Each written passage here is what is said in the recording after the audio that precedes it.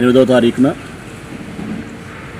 తిరుమల తిరుపతి దేవస్థానానికి సంబంధించి వైకుంఠ ఏకాదశి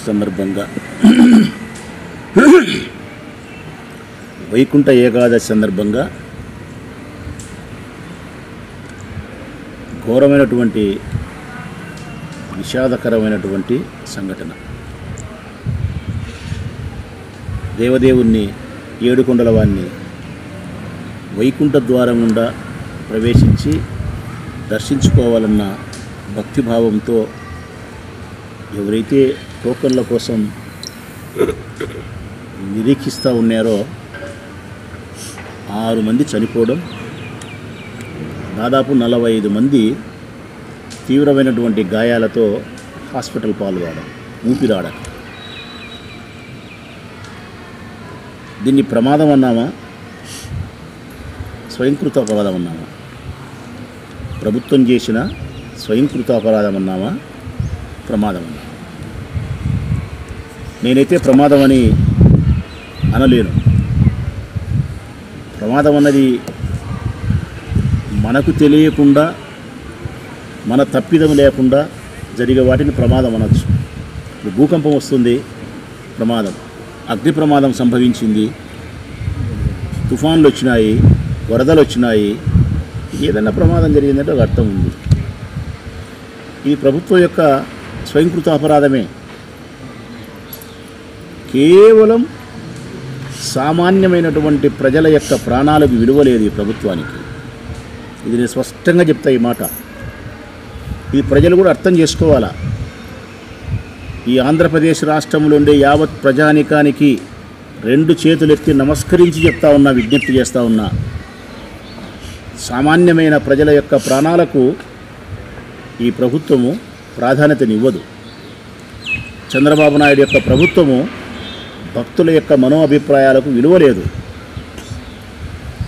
ఆ భక్తుల యొక్క మనోభిప్రాయాలకు విలువే ఉంటే లడ్డు ప్రసాదానికి సంబంధించి ఇంత నీచమైనటువంటి నింద వేయడు. సామాన్య ప్రజల యొక్క ప్రాణాలకు విలువ ప్రాధాన్యత ఇచ్చిన మనిషి అయితే నిన్నంత ఘోరంగా నిర్లక్ష్యం వల్ల అంతమందిని చంపే ప్రయత్నం చేయడం. మరి ఈ నిర్లక్ష్యానికి, ఈ తప్పిదానికి కారణం ఎవరు? ప్రధానమైనటువంటి బాధ్యత ఈఓ భరించాలా, ఏఈఓ భరించాలా, పాలక మండలి భరించాలా, టీటీడీ చైర్మన్ భరించాలా? ఆ తర్వాత బాధ్యత వహించాల్సింది పోలీస్ శాఖ. ఈ తప్పిదానికి, ఈ మరణాలకు కారణం వీళ్ళే, ఈ ప్రభుత్వమే. నేనైతే ఇది ప్రమాదశాత్తు సంభవించినటువంటి మరణాలని కూడా అనలేను. ఈ ప్రభుత్వం చంపిన హత్యలు అంటా నేను. 6 మందిని ఈ ప్రభుత్వం హత్య చేసింది, 45 మందిని గాయపరిచింది, అస్వస్థకు గురి చేసింది. ఇంత తప్పిదం చేసి ఆ కుటుంబ సభ్యులకు, ఎవరైతే మరణించినారో వారి కుటుంబ సభ్యులకు తీవ్రమైనటువంటి బాధను, తీవ్రమైనటువంటి దుఃఖాన్ని కలిగించినారు. భర్తలకు భార్యలు, భార్యలకు భర్తలు, తల్లులకు పిల్లలు దూరమై, పిల్లలకు తల్లి దూరమై అలో లక్ష్మణ అని చెప్పి వాళ్ళు విపరీతంగా బాధపడుతున్నారు. ఆ మరణించేదానికంటే ముందు మీరు తీసుకోవాల్సిన జాగ్రత్తలు ఏం తీసుకున్నారు మీరు? ప్రతి సంవత్సరం జరిగే కార్యక్రమమే కదా ఇది. వైకుంఠ ఏకాదశికి లక్షల మంది భక్తులు స్వామిని దర్శించుకుంటారనేది ప్రతినిత్యం, ప్రతి సంవత్సరం జరిగేదే. మరి ఏ సంవత్సరం జరగని కార్యక్రమము ఈ సంవత్సరం ఎందుకు ఇంత విషాదం జరిగింది అంటే, ఇంత ప్రమాదం జరిగింది అంటే మీ నిర్లక్ష్య వైఖరి, మీ బాధ్యత రాహిత్యమే.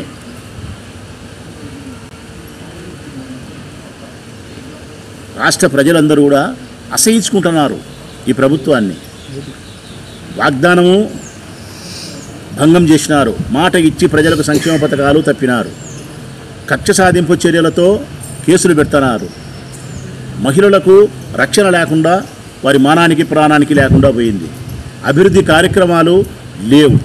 ఎవరో చేసిన అభివృద్ధి కార్యక్రమాలను మీ అకౌంట్లో వేసుకునే ప్రయత్నం చేస్తారు నరేంద్ర మోడీని పిలిచి.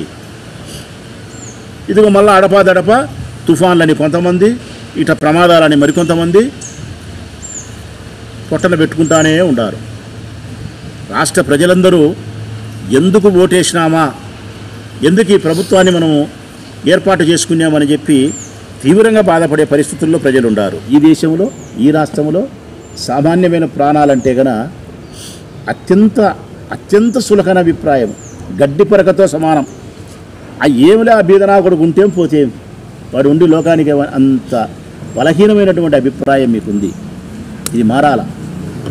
ఈ రాష్ట్ర దేశ ప్రభుత్వాలు అన్నిటికంటే ప్రాధాన్యత ఇవ్వాల్సింది ఈ దేశంలో జన్మించినటువంటి సామాన్య పౌరుల యొక్క, ప్రజల యొక్క ప్రాణాలు, వారి భద్రతే అన్నిటికంటే ప్రధానమైనదిగా భావించి ఈ పాలకులు గట్టి చర్యలు తీసుకోవాలని విజ్ఞప్తి చేస్తూ సెలవు.